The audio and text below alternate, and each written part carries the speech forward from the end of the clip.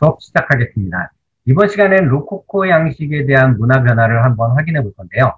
로코코 양식은 그림에 나와 있는 것 같이 이제 조금 더 위에서 앞서 말씀드렸다시피 그 바로크 양식에서 보셨던 이런 문화들보다는 조금 더 디테일해지고 섬세해졌고 곡선을 굉장히 많이 사용하고 있다는 것을 알 수 있어요. 자, 일단 로코코 양식에 대해서 한번 보겠습니다. 18세기 초부터 건축, 실내 장식, 가구 디자인 영역에서 새로운 양식이 유행을 했는데 이것을 미술의 역사상으로 로코코 양식이라고 하고요. 프랑스에서는 루이 15세가 통치했던 시대에 해당하기 때문에 루이 15세 양식이라고도 합니다. 로코코란 베르사유 궁전의 정원에 만들어진 환상적인 바위 동굴을 장식하기 위해서 만들어진 로카이유라고 불리는 인공의 폐곡 장식. 여기 보시면 이 부분이 인공의 폐곡 장식이라고 얘기를 하는데요. 이 폐곡 장식에서부터 유래한 명칭으로 프랑스와 이탈리아의 머리 글자인 락과 콕셀이라는 단어로부터 그 어원을 찾게 됩니다. 바로크 양식의 다이나믹하고 남성적이고 아름다운 부분에 비해서 로코코 양식은 루카이어와 같이 여성적이고 아름다운 기법을 많이 사용했다는 것이 특징적입니다. 그래서 로코코 양식은 그래서 대표적인 게 바로 부드러운 곡선이에요. 디자인의 구성에 주가 되고 있으면서 모든 디자인에서 곡선의 형식을 굉장히 많이 따르고 있는데요. 이거는 건물이 좀 확대돼서 보여야 되는데 이런 부분의 장식들, 요 작은 장식 하나가 전부 다 곡선의 형식을 굉장히 많이 따르고 있어서 좀 더 여성적인 느낌을 강조하고 있습니다.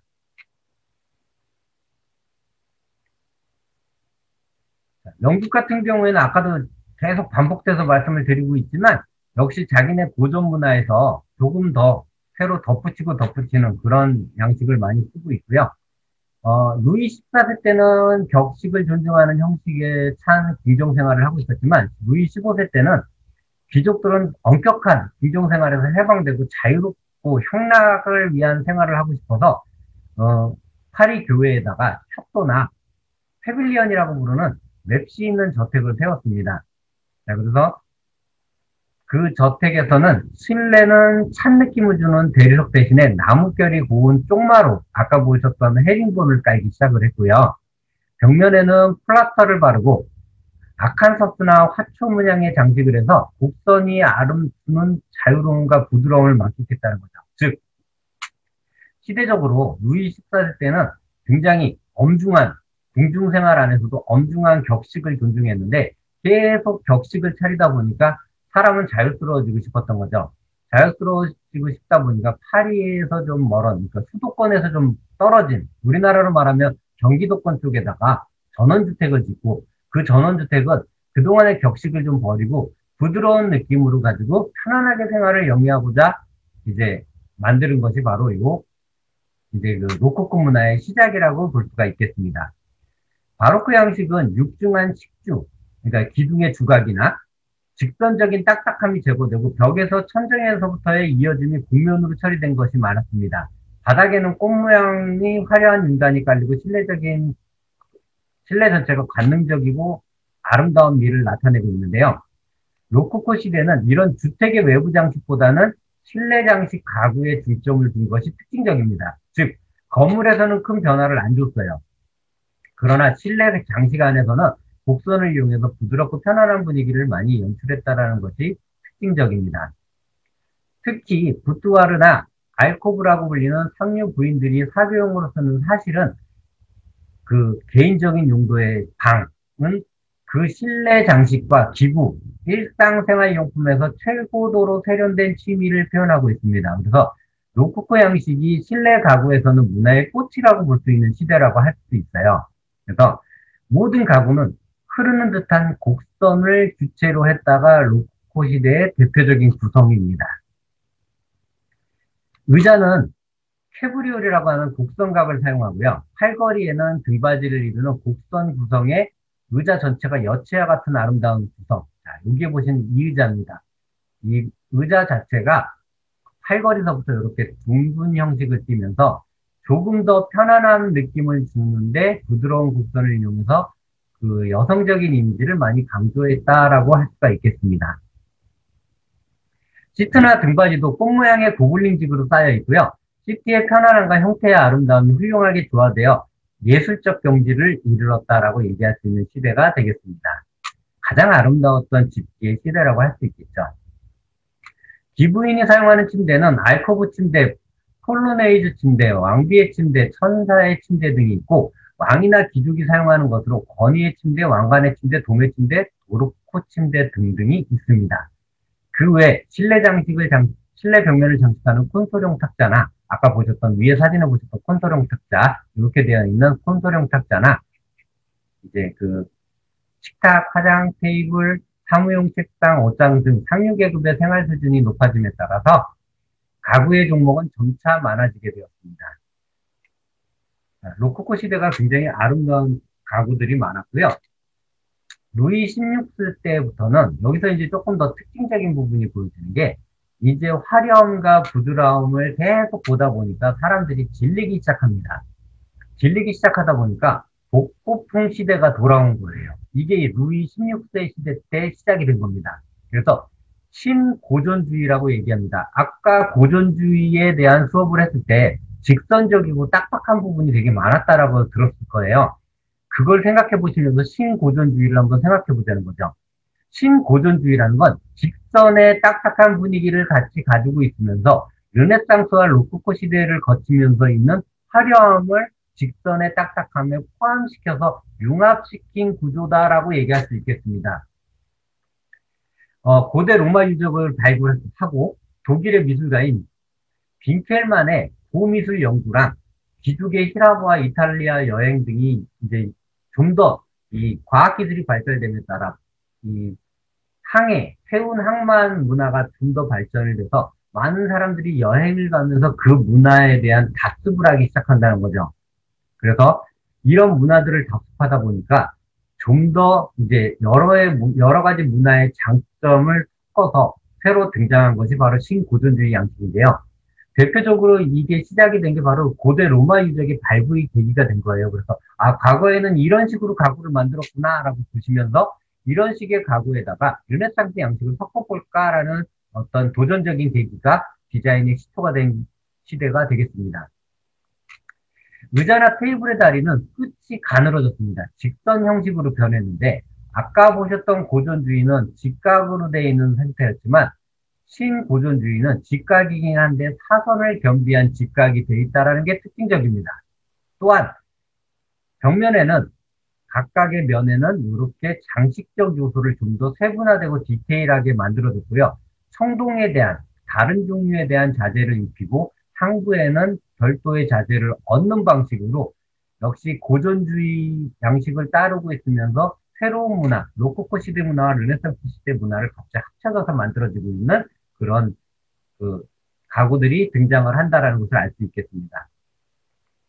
이 부분이 나타내는 것은 현대의 문화 역시 마찬가지로 예를 들어서 이렇게 설명을 드릴 수 있을 것 같아요. 우리가 예전 1960, 70년대 대학생들이 낡은 주점에서 찌그러진 주전자와 찌그러진 술잔을 가지고 양철로 만들어진 찌그러진 술잔을 가지고 양은이라고 그러죠. 찌그러진 술잔을 가지고 건배를 하면서 술을 마셨던 시절을 그리워합니다. 그리워하면서 다음 세대의 그 사람들이 어른이 되고 나이가 들면서 그런 시대에 만들어진 물건이 있는 가게를 찾아가요.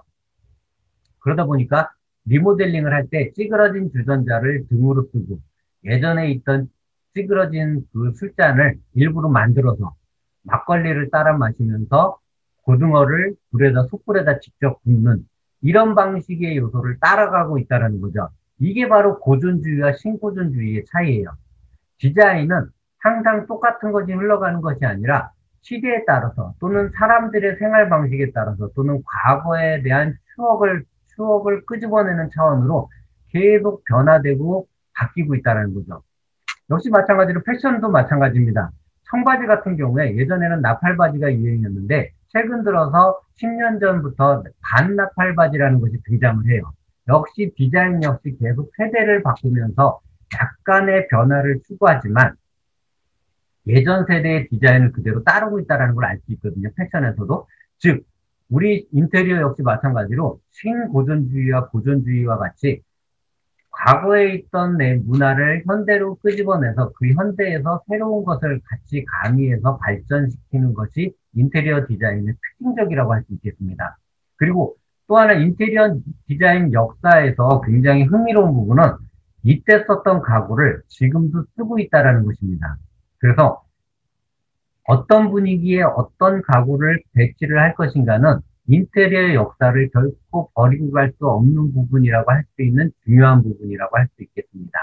그래서 다시 이제 우리 그 본문으로 돌아가서 실내 가구의 디자인은 곡선에서 직선으로 바뀌었고 엄격한 프로포션이 중시되었는데 이걸 루이 16세 양식이라고 합니다. 아래 그림을 보시면 아시겠지만 오른편에 있는 파우치 의자는요. 역시 직선의 느낌을 살리고 있긴 하지만 역시 같은 곡선의 느낌을 융화시켜서 사용하고 있고요. 과거 고전주의 문화에 없었던 패브릭 문화가 섞여 있다는 걸 확인할 수 있습니다.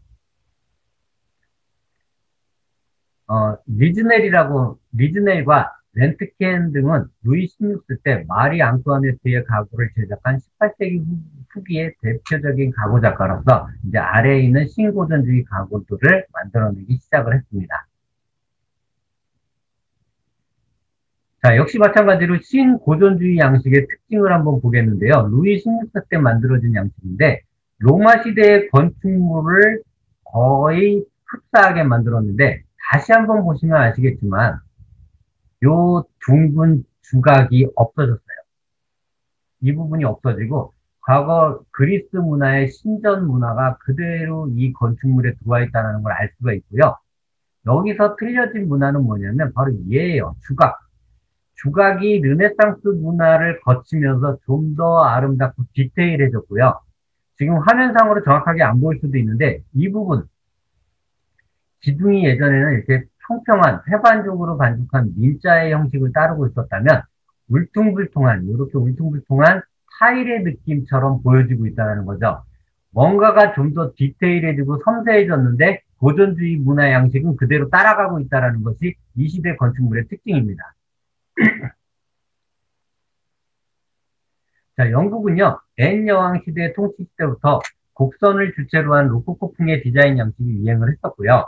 의자, 테이블, 하이보이, 그러니까 키가 큰 장로, 로우보이, 화장대 등과 같은 사용된 것은 캐브리올이라고 불리는 곡선 가구로 사용됐고요. 가구나 디자인은 점차 세련된 형식을 갖기 시작했습니다.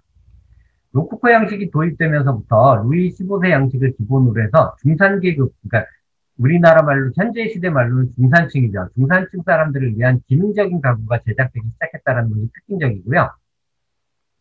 고딕이나 중국의 가공 제품을 채용해서 화려한 양식의 로코코 양식의 가구를 늘렸어요. 그래서 이제 여기서 중국이 이제 등장을 하는데 아시아권 문화와 이 영국의 로코코 문화가 여기서 결합되기 시작했다는 게 영국 문화의 특징입니다.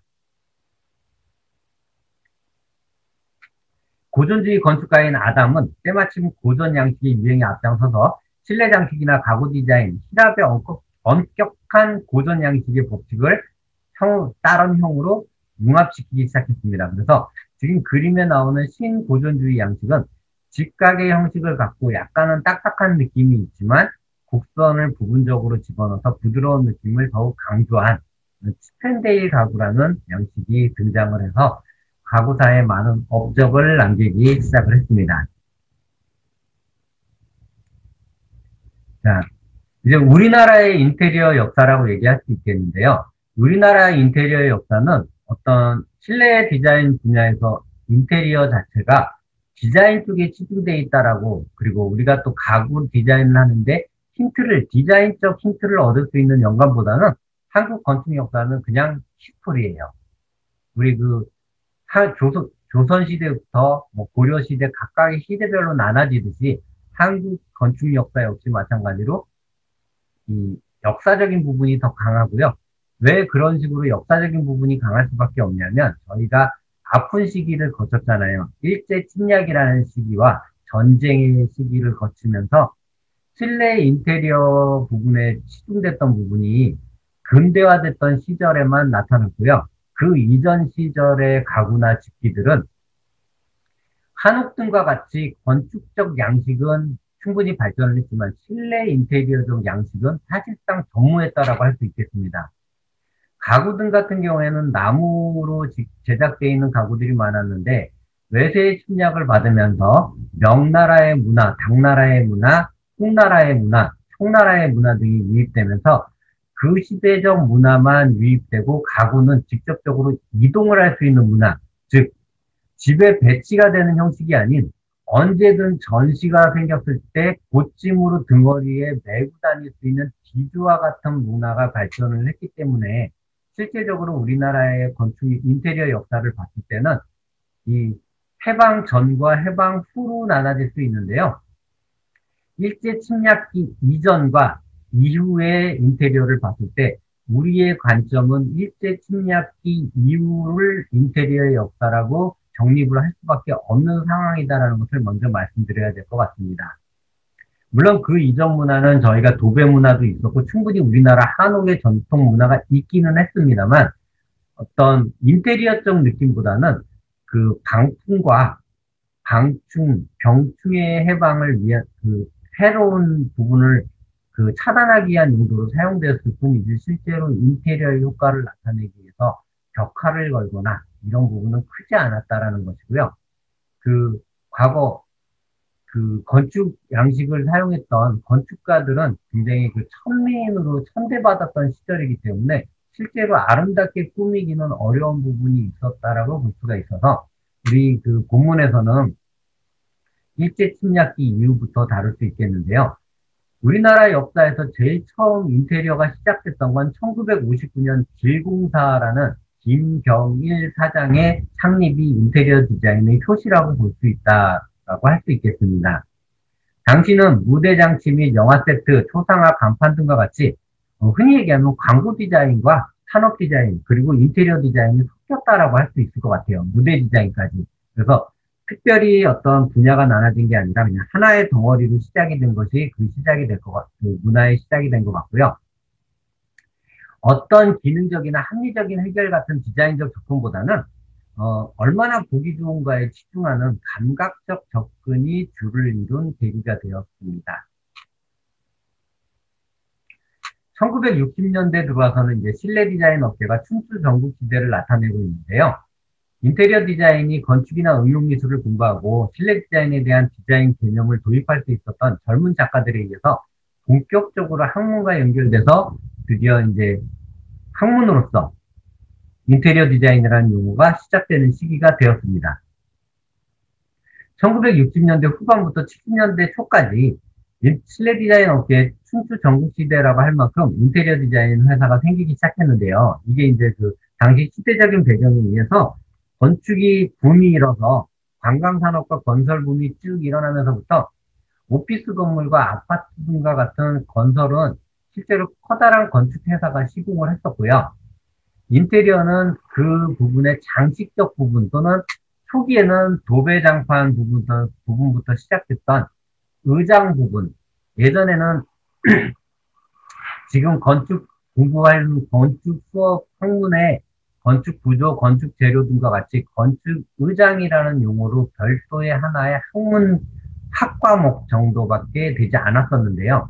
현재는 이제 인테리어라는 별도의 어떤 그 직종군이 형성이 됐지만 그때는 건축의 한 분야였고 시작을 했던 부분일 뿐입니다. 그래서 첫 시작은 1965년 엘리건스 인테리어라는 장충섭 사장이 시작을 했던 부분이고요.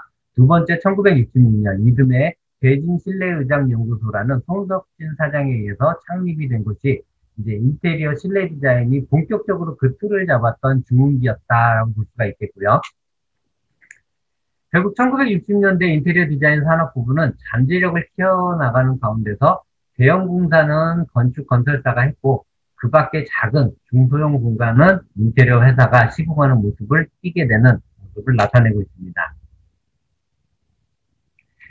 1966년 만들었던 대진실내의장 건축연구소는요, 현재 핸디 인테리어로 아직까지 그 왕성하게 활동 중에 있습니다. 1970년대 인테리어 디자인을 정착시켜서 이제 국가적 차원의 관광 산업을 육성시키고요. 유통 구조의 대형화를 하고 주택 보급의 증가와 국제 건설 붐에 따라서 국내 건설 경기의 발전으로 인제 인테리어 디자인 분야가 정착이 된 거예요. 그래서 각종 공사에 참여하게 되는데 인테리어 디자인은 건축이 제공하는 내부 공간의 종속된 부분적인 역할의 범주에서 드디어 벗어나게 돼서 자기만의 이 디자인을 실현시키게 되었던 계기가 됩니다. 1970년대 대표하는 작품들은요, 주거 분야의 아파트와 상업 공간이 주류를 이루었고요. 호텔이나 백화점 등의 대규모 프로젝트일 경우 외국의 디자인을 계획하고 실행한다는 측면에서 젊은 디자이너에게 많은 경험과 기회를 제공하는 계기가 되었습니다.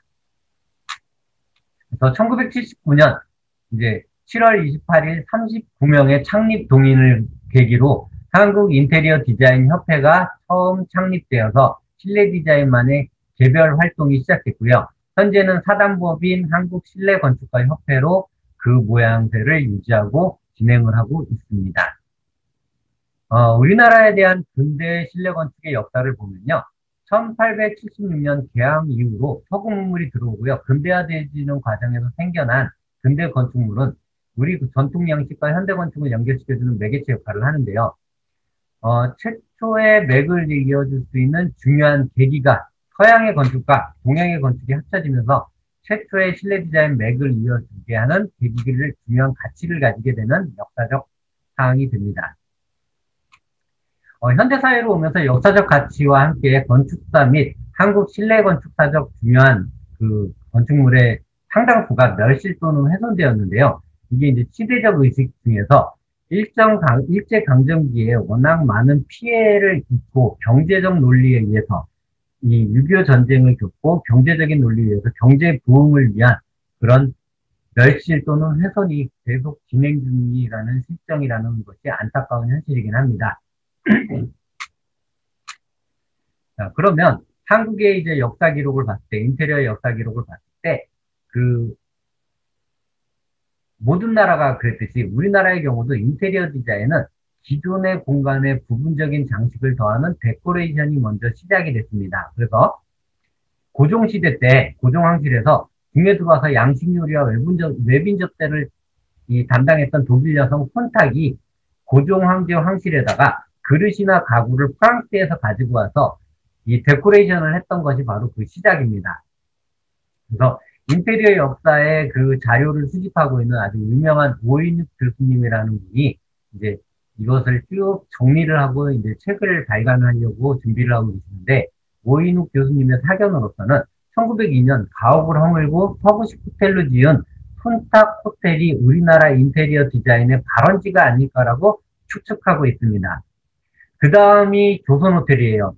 한일늑약 이후 철도가 설치되고 경성이 교통의 유통지로 부각되면서 외국인의 내왕이 많아지다 보니까 이제 호텔 및 편의시설이 필요했는데 이때 만들어진 게 이제 조선호텔입니다. 그래서 한국 조선 왕조를 일제 제국주의가 어쨌든 조선 왕조를 어떤 시대적인 배경으로 인정을 하지 않아야 됐던 시기이기 때문에 조선 왕들의 제사장을 지내기 위한 언구단을 헐고요.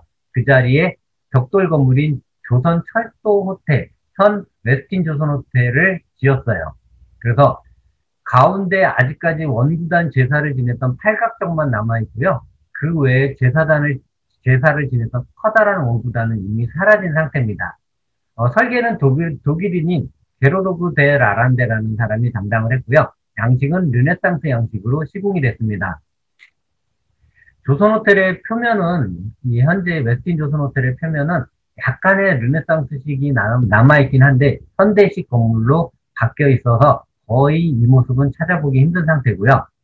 그 후 1929년에 반도 호텔이 개관을 했습니다. 근데 반도 호텔은 개관을 하고 나서부터 한국전쟁이 일어나서 크게 훼손됐고요. 현재는 롯데 호텔로 리모델링돼서 지금 그 소공동에 자리 잡고 있습니다.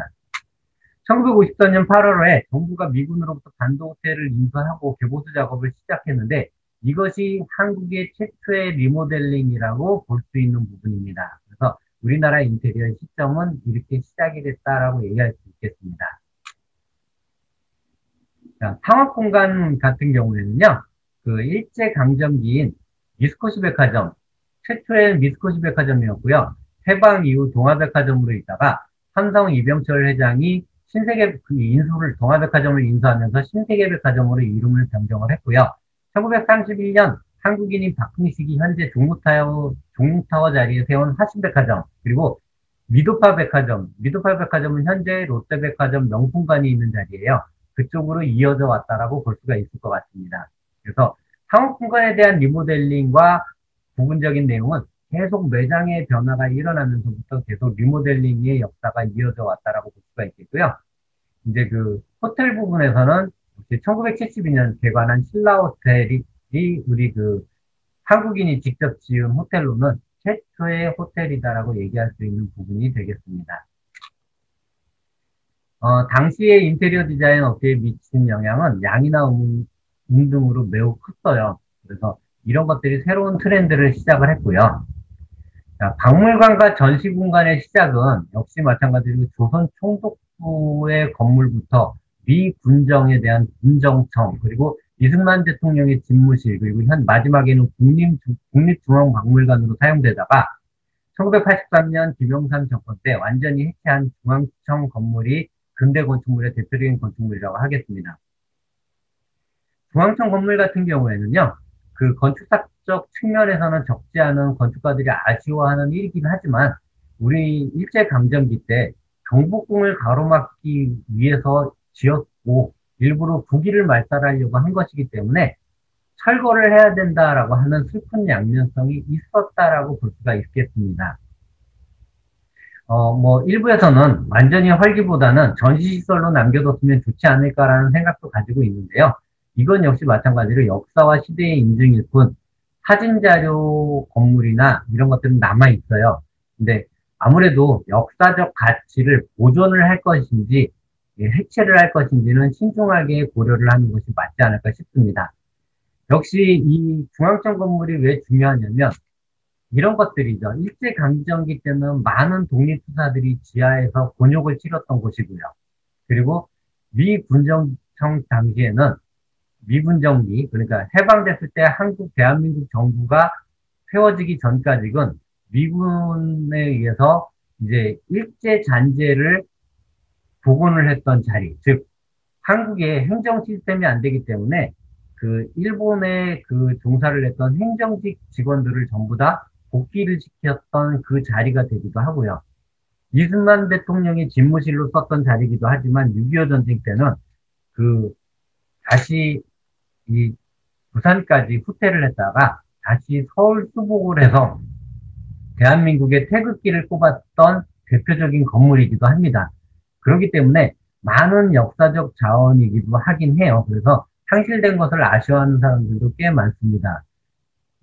그렇지만 역시 우리가 리모델링을 하는 부분과 인테리어 역사에서는 철거를 하는 부분과 보존을 하는 부분에 대해서는 좋은 역사적인 교육자료로 남을 수 있다고 할 수가 있겠고요. 자, 현재 남아있는 또 하나의 이제 역사 부분이 하나가 바로 아까 말씀드렸던 건 조선 총독부고요.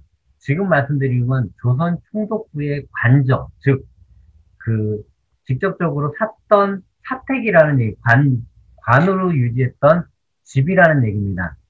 조선 총독부 관저는 1939년 7월 25일 날 준공이 돼서요. 위에 그림이 있죠. 준공이 돼서 낙성식을 거행을 했고요. 1945년 조선 총독부가 철거하기 전까지 일본 정부의 한국 지배를 위한 식민 통치의 정령을 내리는 한국 내 최고 통치자의 사택으로 되어 있었습니다. 그래서 이제 이 부분을 한번 유심히 한번 봐주시기를 바라겠습니다. 이 부분. 자, 이 부분을 유심히 한번 봐주시고요. 자, 이 사택이 그 태평양 전쟁 이후에 이제 그 1944년까지 일본 총독 관저에서 생활을 했었고요. 이제 태평양 전쟁 제9대 아베 노부유키라는 마지막 총독으로 인해서 이제 8월 15일까지 이 관저에서 후퇴를 했습니다. 후퇴를 하고 나서 서류나 집기를 부수고 불태웠는데요. 일단 그 당시에 있던 방은 현재 없어요. 이 화재로 인해서 없어졌고요.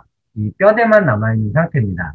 미군정은 이 관사로 주둔을 해서 계속 있지만 한국인들의 일본인에 대한 반일 의식 때문에 결국 아베 총독은 해임하고 한국을 떠났고요. 이게 이제 현존에 그나마 복원을 했던 조선 총독부 거실이고요. 접견실인데 아베가 물러나고 나서 미군 제14군단 사령관 하지 중장이 이제 실질적으로 여기서 그 반도 호텔과 조선 호텔을 왔다 갔다 하면서 생활을 하다가 이쪽으로 관저를 바꿨고요. 1948년 대한민국 정부가 수립되면서부터 경무대라고 불려서 새로운 이름을 가지면서부터 이승만 대통령의 관저로 사용되기 시작을 했습니다.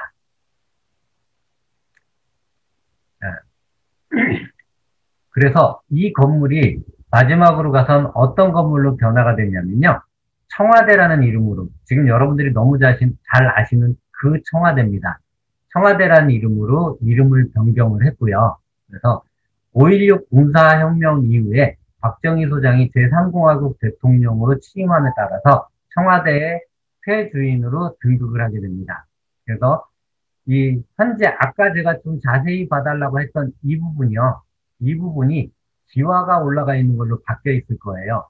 처음에 일본 조선 총독부 건물에서부터 점점 발전을 해서 이제 청와대의 모습을 갖추기 위해서는 청와대라는 의미가 푸를 청, 기와 와자를 썼기 때문에 푸른 기와가 얹어진 집이라는 얘기거든요. 그래서 청와대의 의미의 지붕들이 이제 기와가 파란색으로 올라가기 시작을 합니다. 그래서 김수근 공간연구소장에 의해서 이제 전체적으로 청와대가 리모델링 작업을 시작을 해요. 그래서 현재 청와대의 모습은 이렇게 만들어져 있습니다. 그래서 앞부분, 요 정도가 예전 조선 총독부의 모습이고요. 지금은 이 부분과 이 부분, 그리고 파란색의 기와까지 더해서 한식 문화로 그 자리를 잡았던 계기가 되겠습니다. 그래서 현재 청와대 자리가 조선 총독부의 자리였고요. 우리나라 역사는 많은 침략과 어떤 고난의 역사를 간직하고 있기 때문에 리모델링 역사 역시, 건물이 가지고 있는 역사 역시 그만큼 아픈 추억들을 많이 가지고 있다라는 것을 상기하시면서 리모델링을 하실 때 보존과 또 이 훼손의 정도, 멸실의 정도를 정확하게 우리 좀 대외적으로 우리 디자이너로서 생각을 하시면서 이 리모델링을 실시하는 것도 여러분들이 현장에서, 산업체에서 근무를 하실 때 많은 도움이 되시기를 바라겠습니다. 자, 이번 수업, 역사 수업은 여기까지 하고 우리나라 역사까지 해서 완료하는 것으로 하겠습니다.